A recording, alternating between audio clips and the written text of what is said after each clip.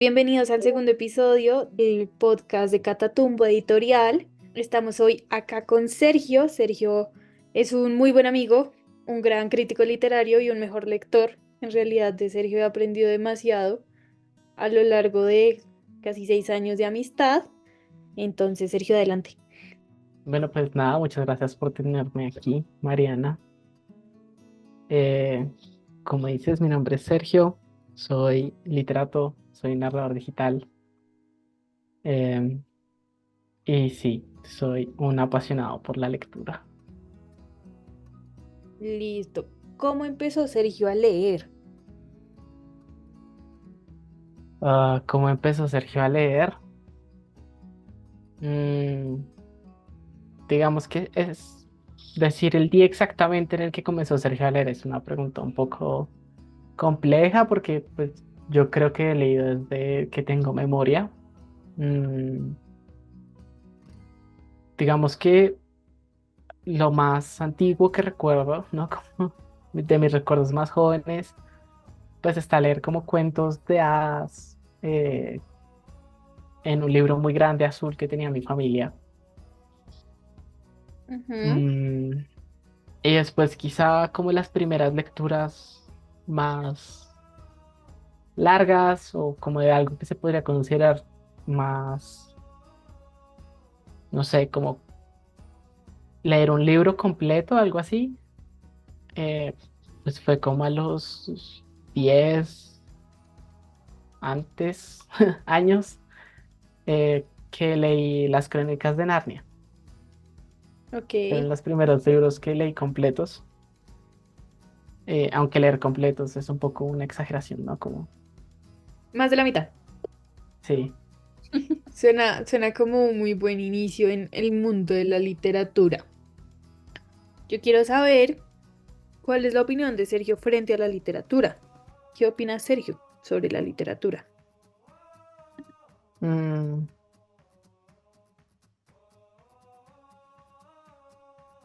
yo creo que la literatura es algo bastante amplio.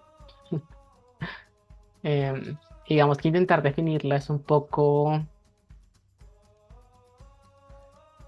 inocuo, ¿no? Como intentar definir qué es la literatura es un poco una tarea que no tiene, o creo que no tiene mucho sentido. Em, Quizá una definición con la que yo suelo trabajar, ¿no? Eh, pues es que la literatura es todo aquel uso como el lenguaje eh, de manera estética o con un objetivo estético. Porque pues hoy en día y desde siempre tenemos el lenguaje nos rodea y un poco el lenguaje nos define en todo aspecto, em, pero no todo es literatura y digamos que para nosotros poder como existir en el mundo, de alguna manera tenemos que distinguir eso, ¿no? Como qué podemos llamar literatura y qué es otra cosa. Eh, sí, no, digamos que de pronto otra definición que a veces utilizo es literatura, es todo aquello que queda cuando definimos otras cosas, ¿no? Entonces, no sé, yo he trabajado como escritor publicitario eh, y lo que yo escribo, las publicidades que yo escribo muchas veces pues tienen conexión con la literatura y tienden a atraer ciertos aspectos de la literatura, pero en términos funcionales es mejor no pensarlos como literatura, mejor no pensar esos artefactos como literatura. Entonces a veces es más sencillo definir otras cosas, ¿no? Lo que no es literatura que lo que sí es. Ok, ok, o sea, es más sencillo pensar que no es literatura que sí es literatura. Y bueno, entonces, ¿qué no es literatura?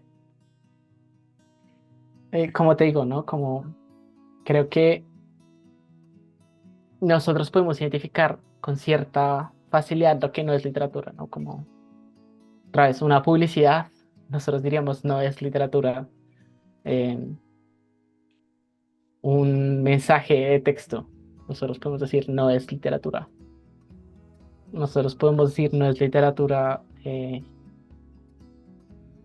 los cuentos que nos contamos al llegar de la casa, ¿no? Y yo hablo con mis hermanos sobre lo que me pasó en el día, eso no es realmente literatura, eso es comunicación, ¿no? Ujú. Hay muchas cosas y muchos usos del lenguaje que son principalmente comunicación, y distinguir cómo es esos dos aspectos del lenguaje, el lenguaje como una herramienta puramente comunicativa y el lenguaje como una obra, ¿no? Como una herramienta estética. Ok, creo que es una opinión súper interesante con respecto a qué es literatura y qué no es literatura. Es bastante existencialista de parte de lo que es la literatura y qué no es la literatura. Entonces, está bien interesante. Termina siendo como un paradigma.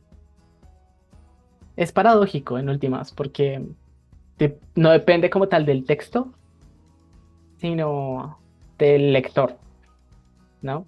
En este caso, cuando yo digo como algo que no es literatura, no es porque no pueda ser literatura ontológicamente hablando, sino porque nosotros no lo estamos entendiendo como literatura.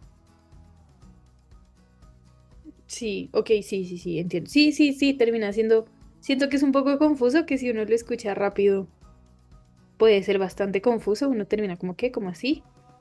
Pero tiene todo el sentido del mundo estando en un mundo tan literario.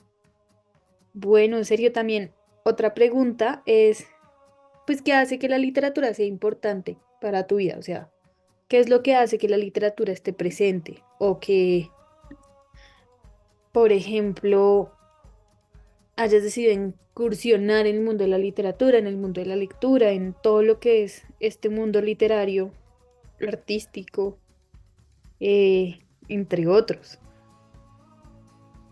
Si nosotros continuamos como pensando, ¿no? Yo soy una persona que pienso mucho sobre muchas cosas al mismo tiempo, y a veces me enfrasco en pensar en lo mismo una y otra vez. Mm, y a veces me he hecho esa pregunta, ¿no? Y mis papás me han hecho esa pregunta. Y yo creo que todos los que estudiamos literatura o nos dedicamos a las letras de una u otra forma, pues nos preguntan para qué o por qué estudiar algo como esto, que no tiene de pronto un fin productivo. Eh, y digamos que yo creo que como en ese concepto que siempre que siempre he hecho parte de mi vida, ¿no? De que la literatura tiene cierto fin particular y que no es solamente una herramienta que utilizamos en la vida diaria. Eh, digamos que yo siempre estoy en búsqueda de un uso del lenguaje que me conmueva. Eh, de alguna manera, como concebir ese mundo del lenguaje, ese mundo de las letras, em, y que me saque un poco, ¿no? Que me mueva un poco del lugar en el que estoy sentado.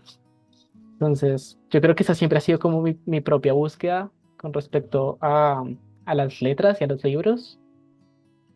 Mm,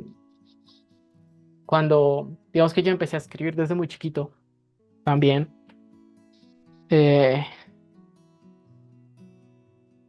un poco inspirado en esos mismos cuentos de hadas que leía de chiquito, en las mismas crónicas de Narnia que leía de chiquito, porque quería otra vez un poco como expandir los horizontes que tenía enfrente. eh, y con el tiempo, pues las letras, ¿no? Y escribir o leer siempre fue como esa manera de ver un poco más allá, ¿no? No sé si tú recuerdas no sé si te has visto El Rey León 3. Sí, una gran película. Al comienzo esta escena en la que está Timón y Pumba como en su selvita y le dicen, mira más allá. Y vemos un montón de cosas. Y después sigue diciendo como, mira más allá, mira más allá. Un poco la lectura y la literatura siempre ha sido eso, y como la escritura de alguna manera. Ese ver un poco más allá, ese ver siempre por fuera de las cuatro paredes en las que vivo. Mm, y no tiene que ser solamente en términos como del mundo, ¿no? De la ambientación, como no solamente llegar a reinos fantásticos, sino un poco como ver más allá en términos también sensibles o, sí, como emocionales. como te digo, empecé desde chiquito a escribir y lo que siempre me ha llevado a escribir y lo que siempre intento cuando tengo una página en blanco es conmover. Entonces, como que siempre mi sueño siempre ha sido escribir algo que haga llorar. Como todo mi impulso es escribir algo que haga llorar. Por ese mismo, otra vez, lo que te digo, yo quiero que las letras sean como ese puente que hace, que mueve a la gente. Ok, ok, es algo bastante poético en realidad. Bastante, sí, bastante poético. Las letras que muevan a la gente. Porque yo creo que muchas veces no se ve así la literatura. O sea, creo que las personas afuera de este mundo, fuera de esta carrera, fuera de toda esta situación literaria y artística, no ven las letras como algo como a la gente, sino como letras. Simple y sencillas letras que sirven para comunicar ideas simples y sencillas. Pero pensar en lo que causan las letras en las personas es algo bastante hermoso. Sí, yo creo que eso es lo que también nos ayuda un poco a entender, pues a diferenciar eso, ¿no? Que es mera comunicación de lo que puede considerarse literatura. Aunque también hay como espacios muy nubosos. Sí, no, o sea, si uno se pone a mirar a fondo todo, termina siendo no sé, sé que nada sé, o sea, literal termina siendo un círculo vicioso entre lo que sí es y lo que no es y lo que se considera y no se considera y quién lo considera y quién no lo considera. Empiezan a haber excepciones. O sea, por ejemplo, como te he dicho, he trabajado como escritor publicitario. Si uno lo ve técnicamente o críticamente, pues la publicidad busca conmover a la gente, ¿no? Busca hacer que la gente haga algo. Entonces también como que uno puede decir como, bueno, en esa definición cabría como literatura, o no cabría como literatura. Ahí hay toda una discusión. Una bien interesante, sí, sí, no sé, yo también he trabajado como escritora publicitaria y cada vez que escribo siento que se me come el alma, porque no sé, siento que es comunicar, pero comunicar vacío. Es que es curioso, ¿no? Está esta expresión de vender humo, que muchas veces cuando escribimos publicidad nos pega, ¿no? Como la gente cree que lo que estamos haciendo es vendiendo mentiras o engañando a la gente. Hay mucha gente que sí, que efectivamente utiliza las herramientas de la escritura publicitaria para engañar a la gente. Sí, Em, pero digamos, como en una luz un poco más positiva, muchas veces lo que uno está haciendo es convenciendo a la gente de lo que ya sabe, ¿no? Como ya ayudándola muchas veces a navegar em, por el gran dilema de elegir. Lo ok. que queremos un poco con la escritura publicitaria es pues, ayudar a la gente a decidir, ¿no? Y elegir mejor, ¿no? Y que el mejor sea uno, siempre Ajá. con respecto al mundo. Sí, sí, sí. Y pues ahí, pues otra vez, es toda una postura ética, porque no podría usar esas herramientas para engañar a la gente, pero pues la idea es un poco como tratar de realmente mostrar por qué, ¿no? Por qué em, pues el producto de uno es el mejor y que realmente sea algo útil.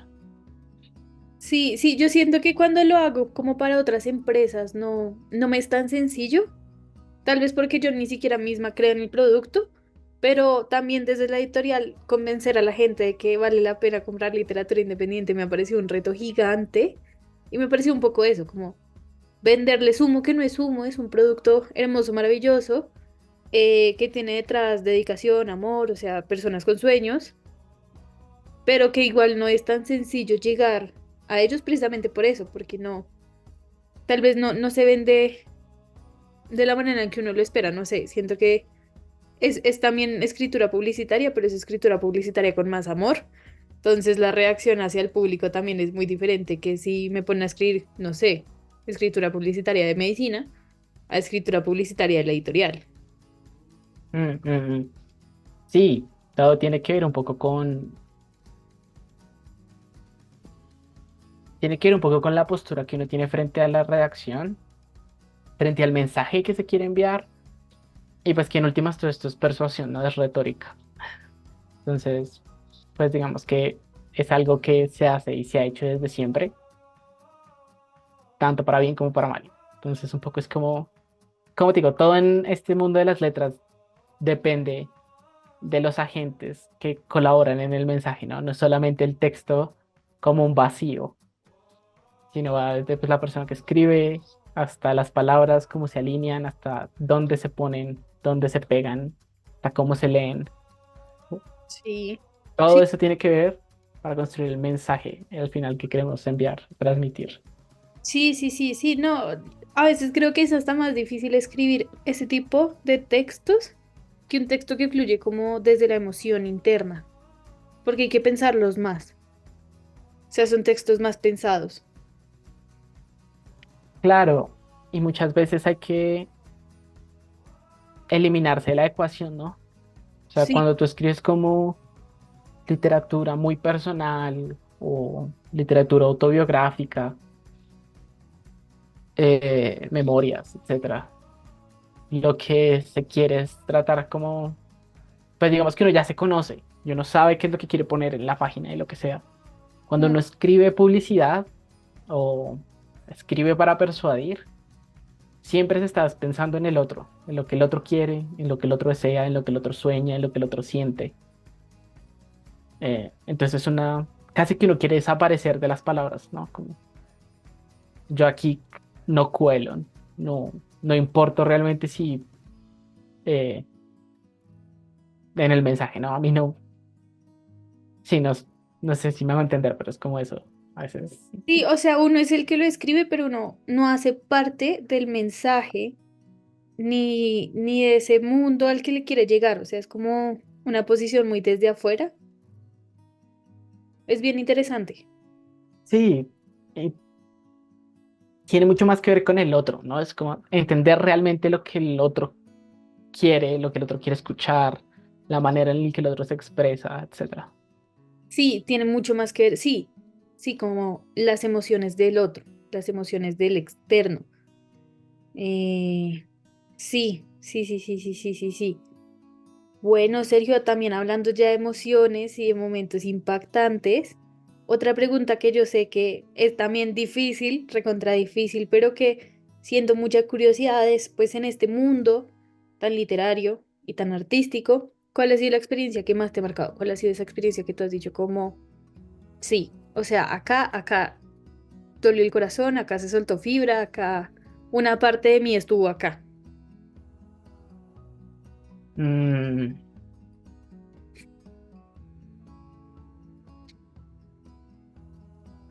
hay muchas ocasiones, quizá, eh, pues es lo que venimos discutiendo, ¿no? Cuando escribimos literatura, a veces, pues lo que queremos es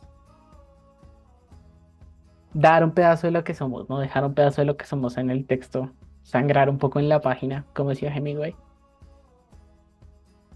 Eh,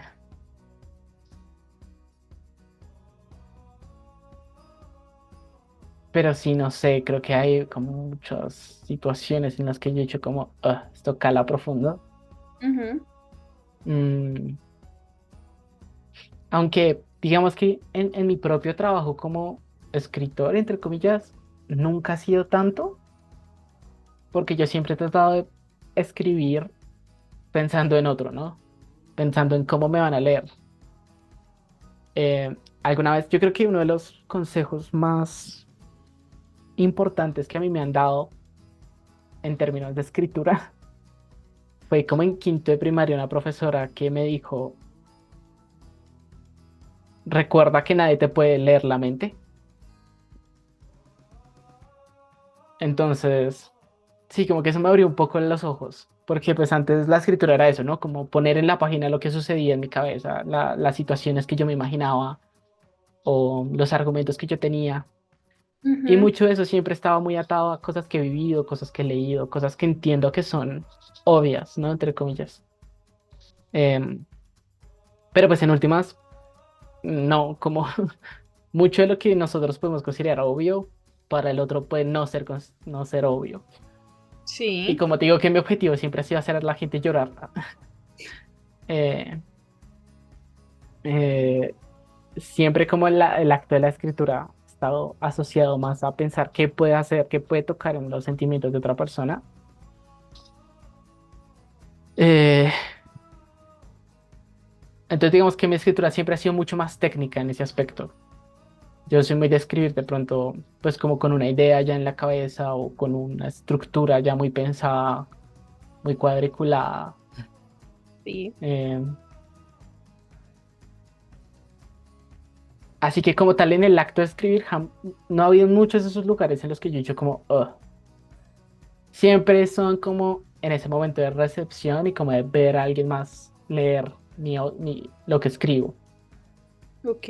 Eh, Quizá el momento como que más me ha hecho apretar el corazón eh, fue cuando me gané un concurso de cuento para niño. En, fue hace ya hace un buen rato. Mm, Y más allá de haber ganado el concurso, lo que me hizo pues sentir algo fue ver unas fotos que encontré como 2 meses después y cuando me llegó el libro. Porque digamos que la publicación que armaron con los cuentos ganadores del concurso la ilustraron los niños del hospital al que pertenecía como el concurso. Qué bonito.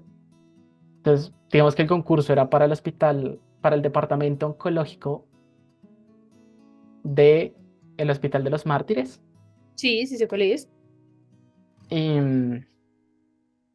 pues digamos que el distrito hizo este evento, entonces reunieron a los niños leyeron los dos relatos y después ilustraron los relatos. Entonces digamos que lo más bonito fue como ver eso, ¿no? Como ver a pues, los niños disfrutando como del relato y dibujando algo, ¿no? Por eso mismo que ya te llevo un rato diciendo, ¿no? Como a mí me gusta ver que la literatura haga cosas Ujú. y pues ahí pues era como muy tangible que producía algo más. Sí, entiendo, entiendo. Sí, qué bonito. No, pues qué bonita historia. O sea, en realidad es muy bonito, porque la recepción del tercero siempre es difícil. O sea, ver a alguien más leyendo lo que uno escribe, uno es muy autocrítico. Y ver cómo lo critican a uno, a veces es difícil, pero ver una crítica desde esa perspectiva suena como algo demasiado bonito, o sea, como algo demasiado hermoso. Sí, porque ni siquiera era una crítica, ¿no? Era como solo una respuesta a lo escrito. Sí, no, me imagino que debe haber sido un momento demasiado conmovedor, como que uno dice como, uff, sí, sí, de aquí soy. Sí, fue como pues realmente, otra vez, mis palabras son literatura, ¿no? Porque lograron hacer algo en alguien que va más allá de una compra o que va más allá de transmitir una idea. Sí, sí, sí, sí, sí, sí, no, qué lindo. Bueno, Sergio, ya que eres tan de recibir, poco de dar, ¿qué tipo de literatura te gusta leer? ¿Qué tipo de literatura es la que tú dices como o sea, si ustedes me van a elegir entre todas, elijo esta? Mm, Esta pregunta es un poco abierta. Perdón, estaba tomando agua. Em, Porque digamos, como que podemos definir como qué tipo de literatura, ¿no? Yo no tengo muy claro cuál es el tipo de literatura que disfruto y cuál es Ujú. el tipo de literatura que busco, pero pues partamos diciendo como qué significa eso, qué tipo de literatura. A mí me gusta eh, la literatura que conmueve, ya lo hemos dicho, pero que conmueve no por la grandeza de los sentimientos, sino por la conexión entre el texto y el lector. Mm, ¿A qué me refiero? Hay grandes obras, ¿no? Que lo conmueven a uno por su grandeza, ¿no? Entonces, las películas de Kubrick lo hacen a uno sentir cosas por lo bien que están hechos, por lo impresionante que es la imagen, ¿no? En la pantalla. Ujú. Mm, esto que nosotros en teoría literaria llamamos lo sublime, ¿no? Eso es una manera de conmover a la gente. Las grandes escalas, no sé si ya te viste La Sociedad de la Nieve, como Uf, ver la inmensidad de la montaña conmueve mucho. sí, Y eso hace que uno sienta como una conexión emocional con la obra. Otra manera es a través de ciertos artefactos más retóricos. Aristóteles los llamaba el patos, ¿no?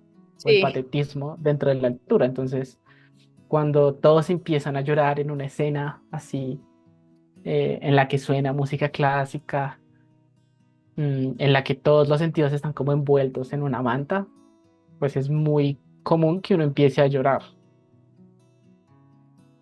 sí, sí, sí, Mm, sí.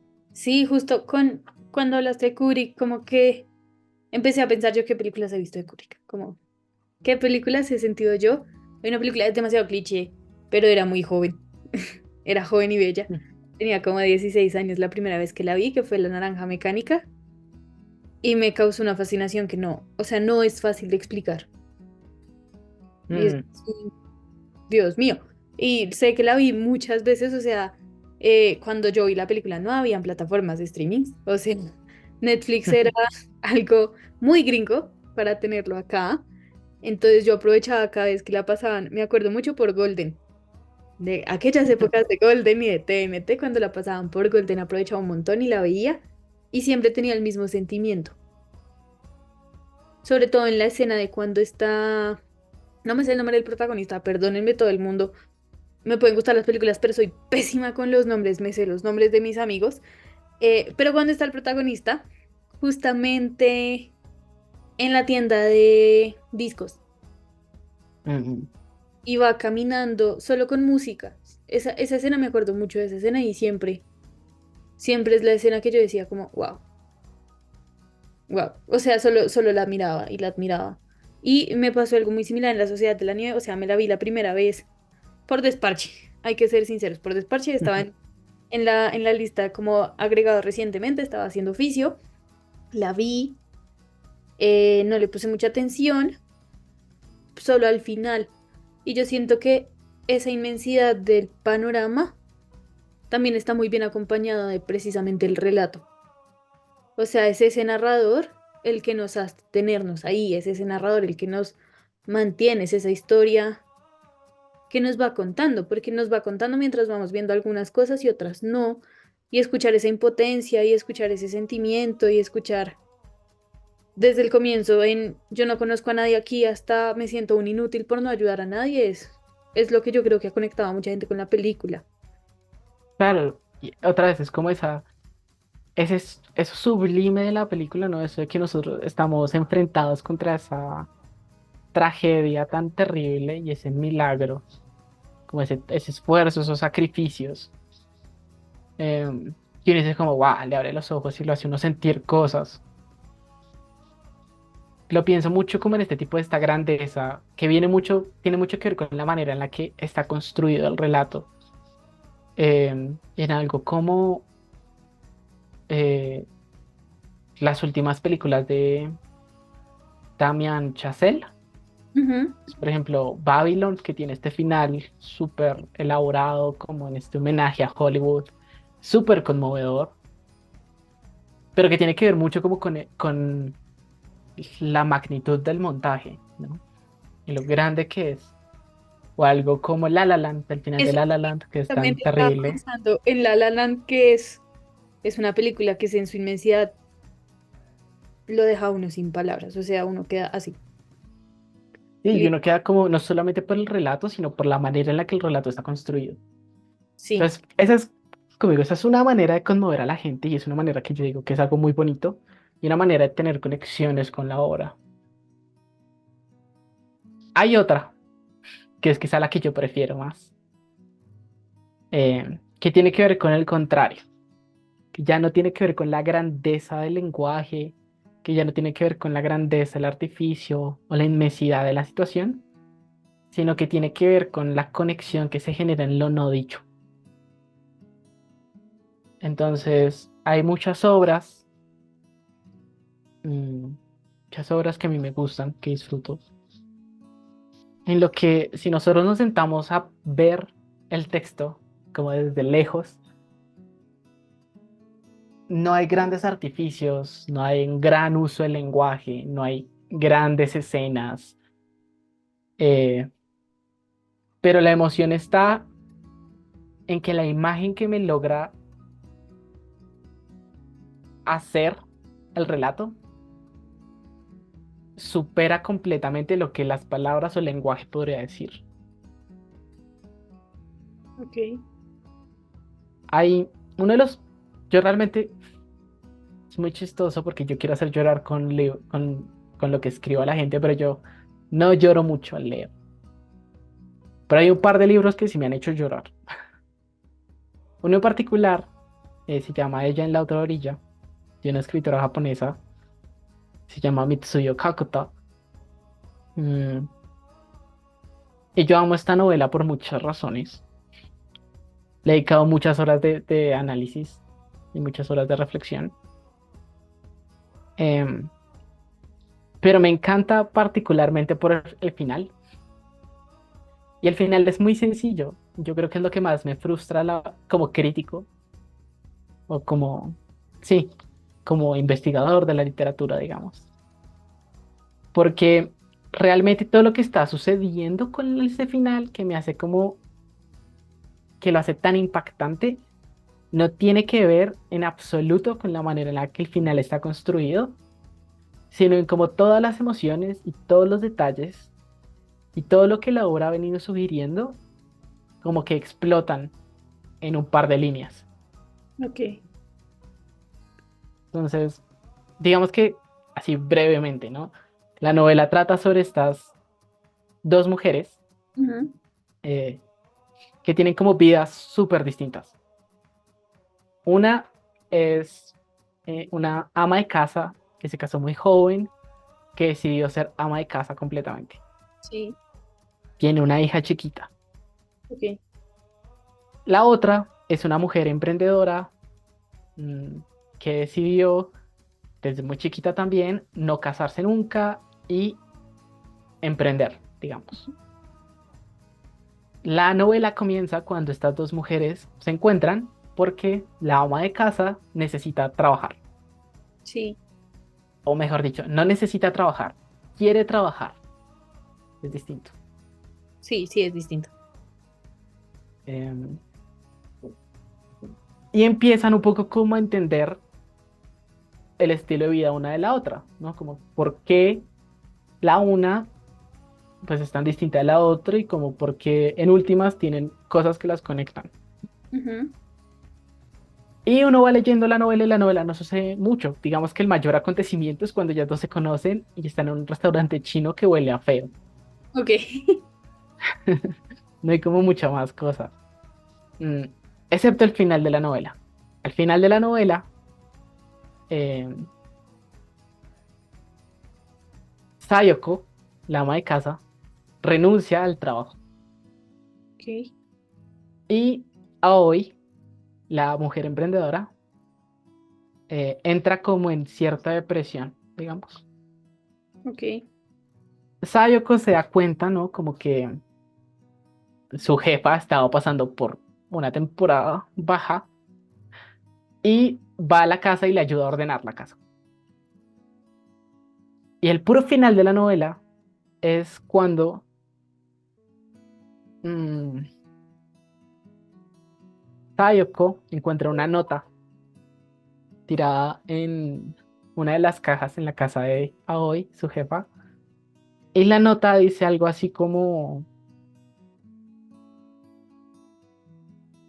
la nota era como de una amiga del pasado, una amiga de la infancia de la jefa, ¿no?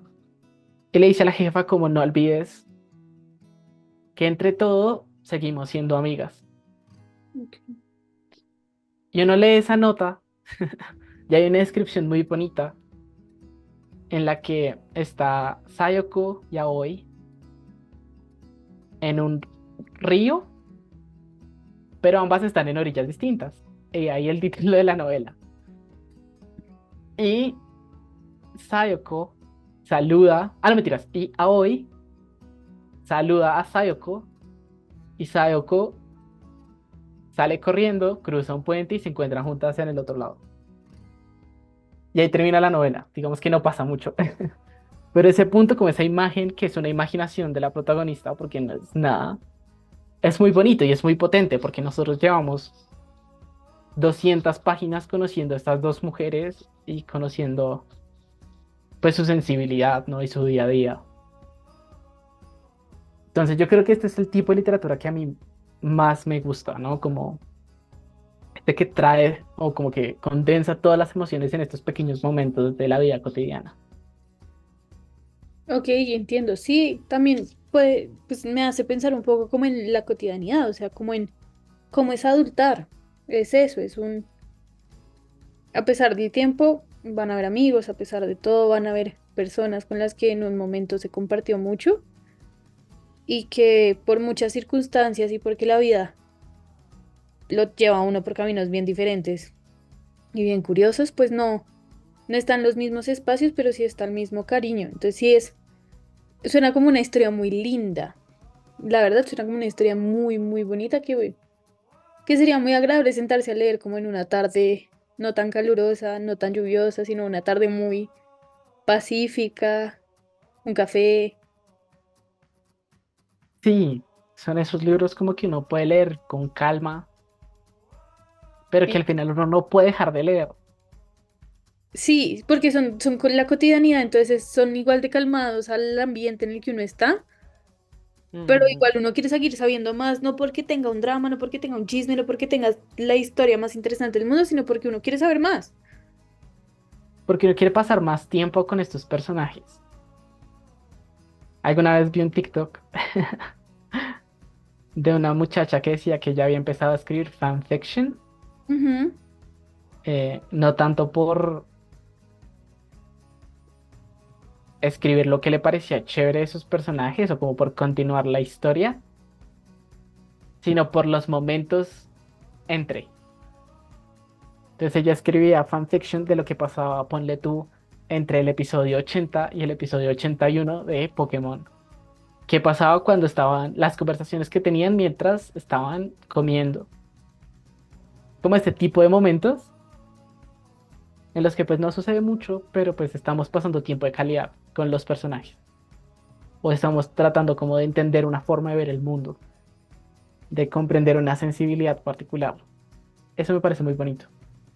Es muy bonito y me parece también súper interesante cómo se da todo, porque precisamente el episodio pasado hablamos con Emily de fanfictions, pero desde una perspectiva muy diferente, desde la creación pura y neutra y no desde la necesidad de compañía de un ser idealizado o el deseo de compañía de un ser idealizado, de un mundo idealizado, que me recuerda también un poco como ay, no hace mucho tiempo, no, creo que era Pokémon también, como este mundo imaginario tan agradable que tiene a tantos inmersos por tanto tiempo, o sea, porque Pokémon cuenta el día a día de un muchacho que juega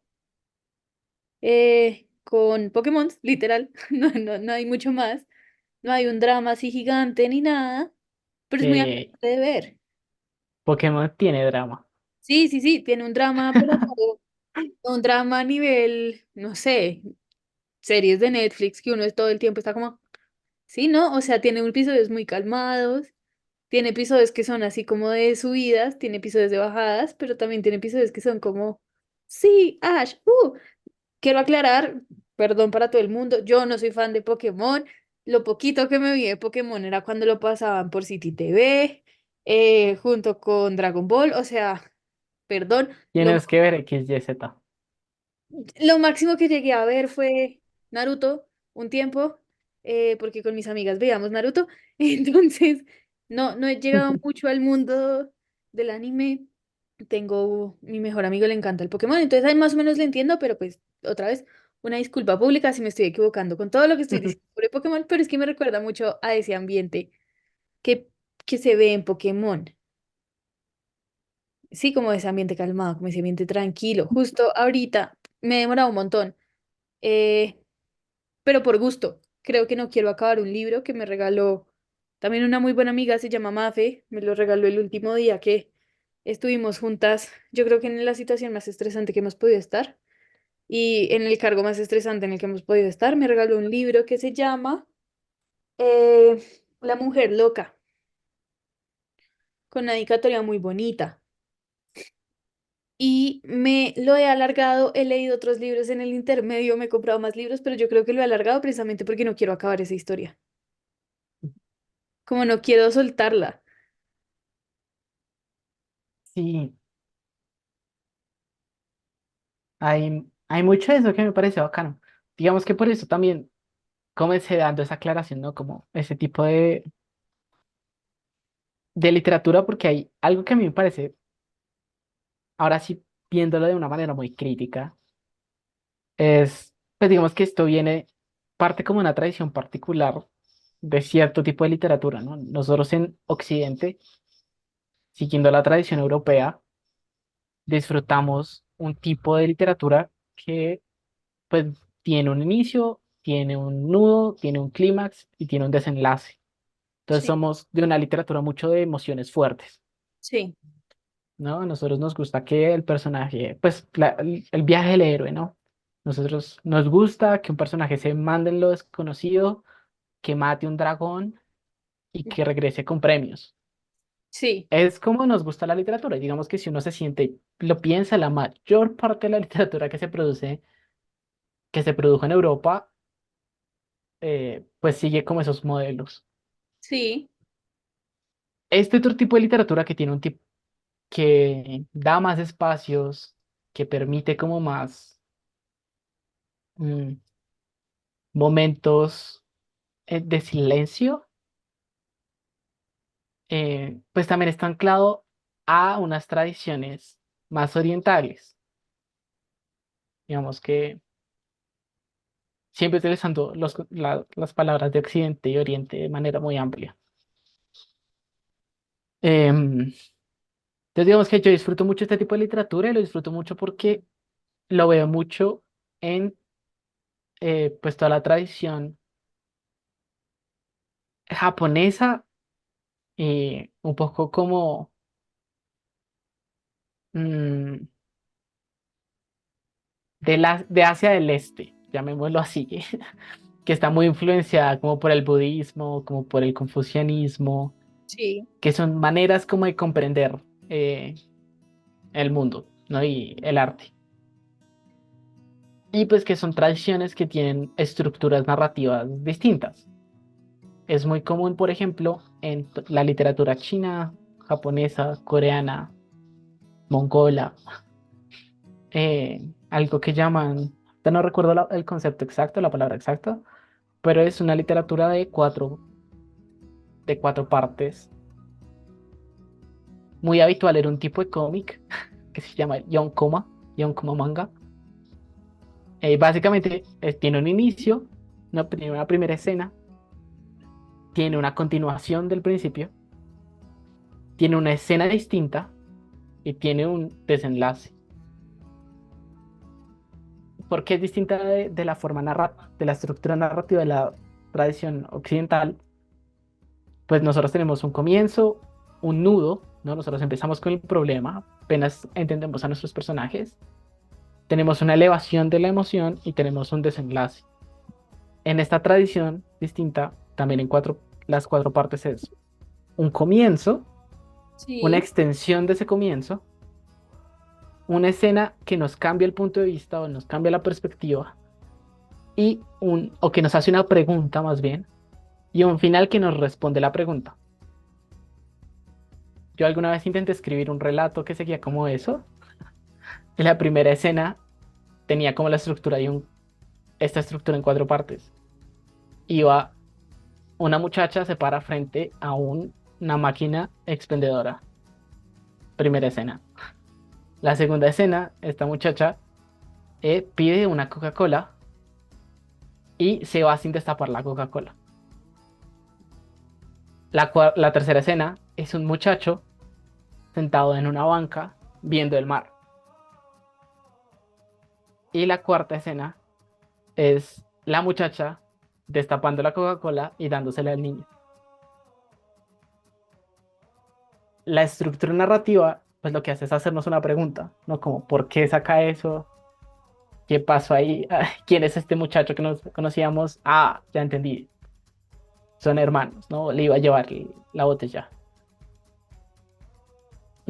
Si nosotros narráramos eso a la manera occidental, por decirlo de alguna manera, estoy usando los términos de forma muy vaga, eh,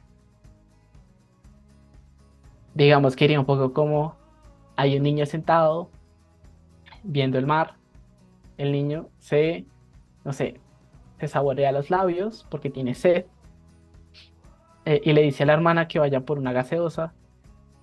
La hermana va por la gaseosa, pero no tiene dinero para pagar la máquina expendedora, se lo consigue de algún lado y regresa con la gaseosa.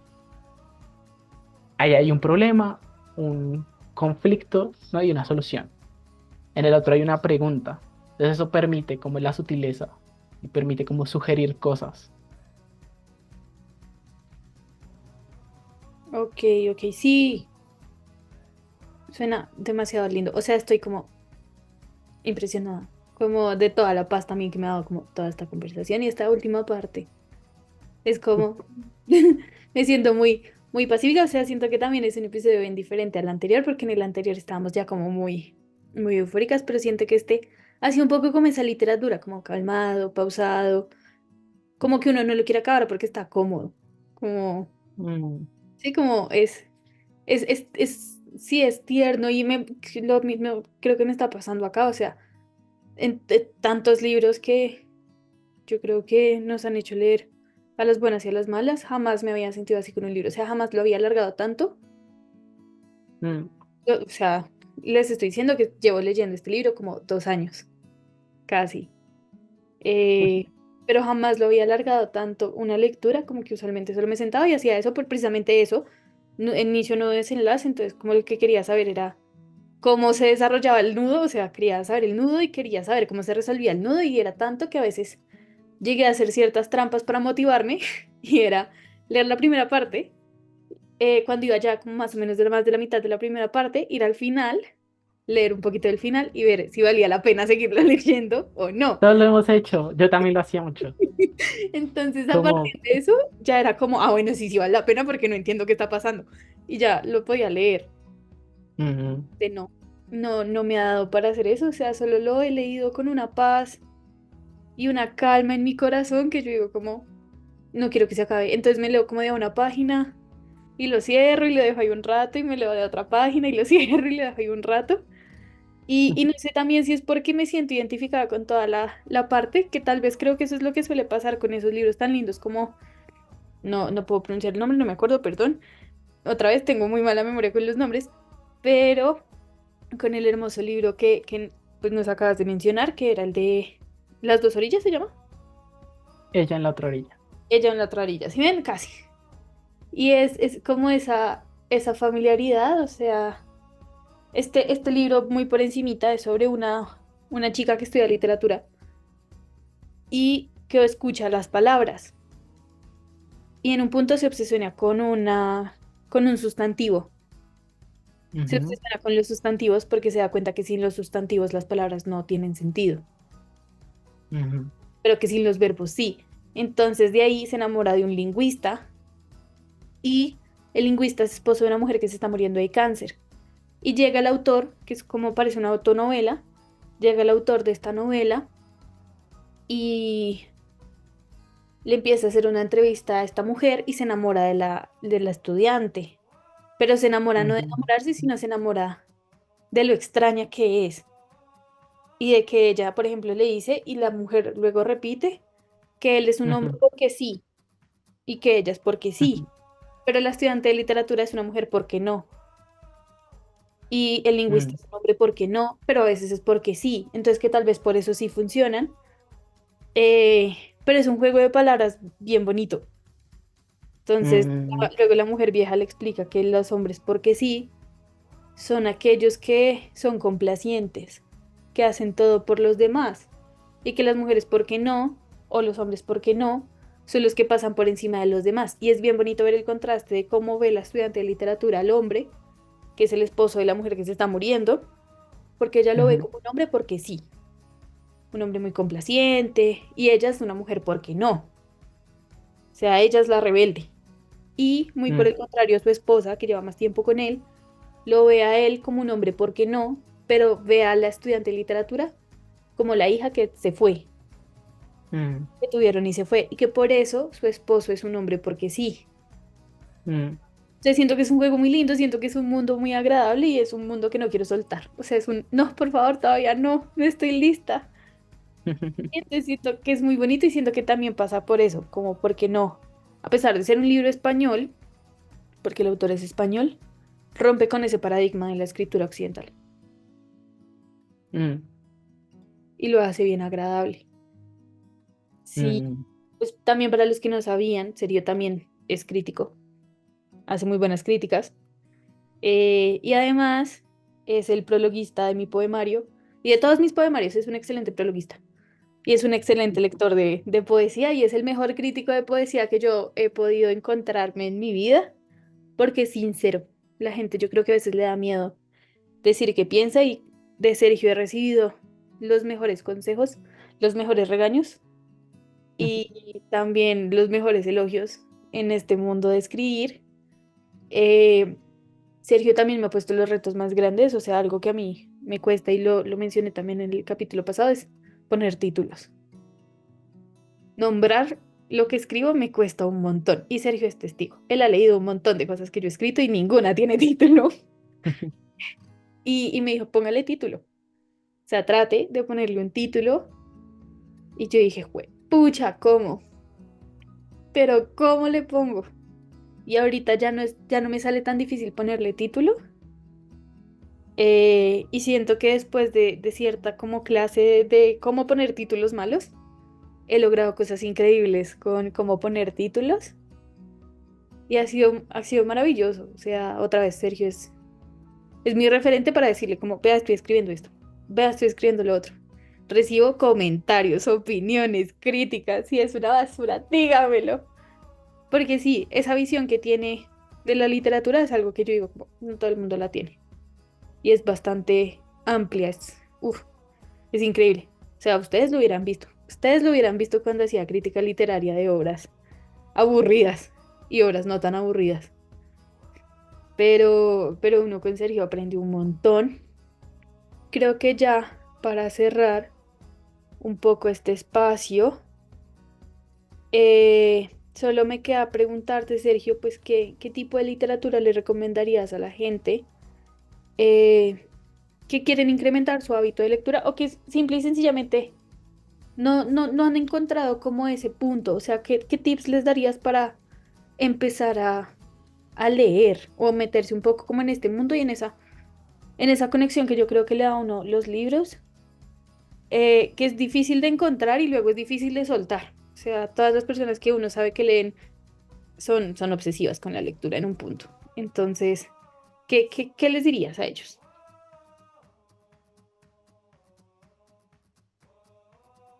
Mm, yo creo que el hábito de la lectura se construye sencillamente leyendo lo que nos interesa. Eh, yo no creo que uno obligatoriamente tenga que leer literatura, como lo hemos dicho. Hay muchos libros que pueden eh, ser interesantes para mucha gente. O sea, puede que lo que a mí me gusta leer no le guste a los demás. Por eso muchas veces dar recomendaciones como recomiéndame un libro suele ser complejo. Así que yo siempre un poco eh, recomiendo más bien hacerse esa pregunta uno frente al espejo, ¿no? Como, ¿qué debería leer? ¿Qué me gustaría leer? ¿Sobre qué tengo curiosidad? ¿No?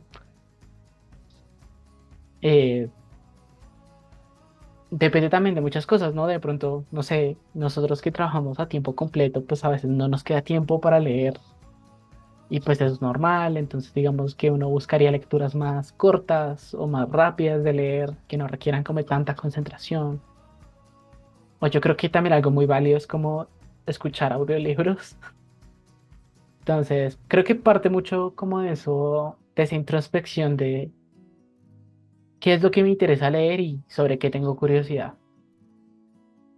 Mm, De todas maneras, pues yo sí recomiendo el libro de Mariana. eh, y recomiendo, pues, si no se tiene el hábito, comenzar con cosas cortas. Entonces, una colección de cuentos, un poemario, una novela que no supere las 200 palabras, le dan a uno una satisfacción temprana, ¿no? Un libro de poemas se lee en 2 horas, en menos tiempo, si uno quiere. Sí, Una obra de teatro, pues está diseñada para que no se demore uno leyendo más de 2 horas. Eh, Hay novelas muy cortas que se leen en una tarde. Entonces, es verdad. yo creo que empezar por cosas cortas que llamen mucho la atención puede dar como ese sentimiento de, uff, qué bien. O sea, estoy leyendo algo que me gusta y pude terminarlo de leer. Y eso da como el impulso para seguir. Sí, igual también, ahorita que está pasando todo este tema como de que en Colombia la gente lee muchos libros de autoayuda, pues eso también es literatura, finalmente, y si ese es el gancho para empezar a leer, yo creo que no tiene nada de malo, o sea, yo no consumo libros de autoayuda, básicamente porque me quedo dormida. Usualmente me empiezan a dar sueño y me quedo dormida con el libro abierto, o sea, soy el meme de la señora del metro leyendo maneras efectivas para dormir. Así, tal cual. Soy yo con libros de autoría, pero también me parece que a veces es muy bueno como esas pequeñas lecturas en esos espacios libres, sobre todo pues con el ritmo laboral que uno tiene, es muy difícil como que de verdad toca como leer de noche. O sea, tal cual película gringa, uno coge y se acuesta y lee su librito y sí, es una situación muy de película. Bueno, Sergio, muchísimas gracias por estar. Esperamos pues seguir contando con tu sabiduría, tu presencia en este podcast, para seguir hablando de literatura, de escritura. Como les digo, Sergio ha sido un pilar en este proceso de escribir en mi vida. Entonces tiene muy buenos tips y muy buenos consejos y muy buenos regaños. Y nada, esto es todo por este episodio.